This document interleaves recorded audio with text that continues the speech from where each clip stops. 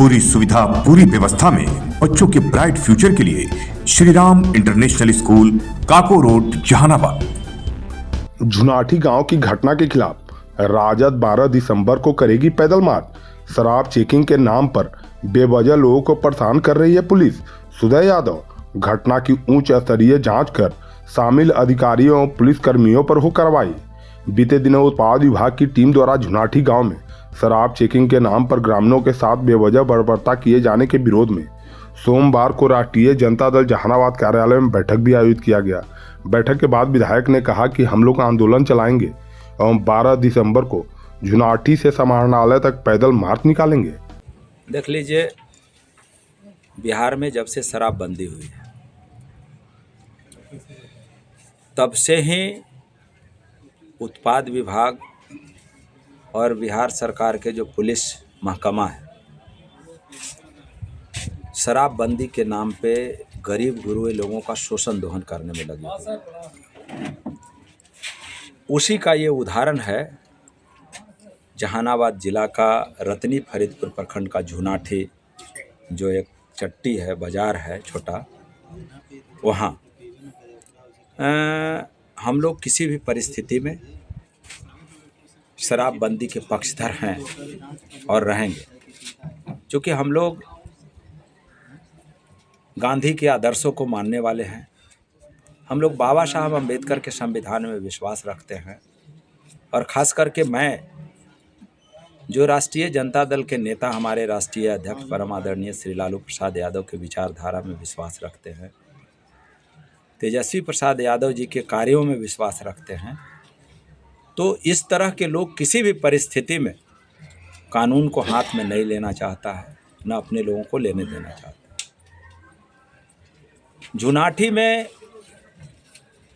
चूँकि छोटा बाजार है और अपने व्यवसायी लोग कहीं कहीं से जाकर के वहाँ दुकान खोल के, और खुद ग्रामीण लोग अचानक संध्या 7 बजे लगभग उत्पाद विभाग की दर्जनों गाड़ियों के साथ जिले में तैनात उत्पाद अधीक्षक से लेकर के और उनके जो सब दरोगा सिपाही वहाँ जाके गाड़ी रुकती है और कोई ये नहीं है, कहीं कोई हल्ला नहीं, कहीं कुछ नहीं, और सीधे दुकानदारों को पिटाई शुरू कर देता है। पिटाई करके किसी का माथा फटा है, किसी का पैर टूटा है, किसी का पसली टूटा है, 2 आदमी को पीएमसीएच रेफर भी किया गया है ना। तो आबकारी विभाग के लोग भी घायल हुए हैं उसमें? नहीं, ये लोग घायल नहीं हुए हैं। अच्छा, ये लोग आत्मरक्षार्थ, क्योंकि बोले ना कि इतना प्रशासन निरंकुश हो गया है कि कभी भी किसी को मतलब मार के उस पर खुद मारती भी है और उस पर मुकदमा भी करती है। हमने जिला पदाधिकारी से संपर्क करना चाहा, नहीं हुआ है। कल हम फर्स्ट हाफ में माने चाहेंगे मिल के और इसका शिकायत करें, चूँकि भाई डीएम के अधीन सब विभाग होता है और ख़ास करके उत्पाद विभाग जो डीएम के अधीन होता है, तो हम सबसे पहले तो उनसे शिकायत करेंगे कि आप इस पर संज्ञान लीजिए। और एक आंदोलन की सूचना जो आ रही है। हाँ, आंदोलन तो करेंगे ही। वो क्या? एक बात देख लीजिए, हम लोग लोकतंत्र में विश्वास रखते हैं, तो लोकतंत्र में विश्वास रखते हैं, संविधान में विश्वास रखते हैं।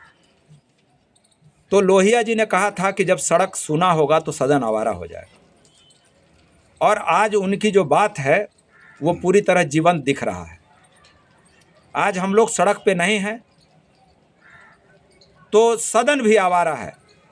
सरकार, हम लोग सवाल करते हैं समस्याओं को लेकर के सदन में, तो सरकार गूंगी बहरी मुखदर्शक रहती है, और जो अधिकारी हैं वो मजाक उड़ाते हैं, क्या सदन में सवाल हो गया तो क्या हो गया।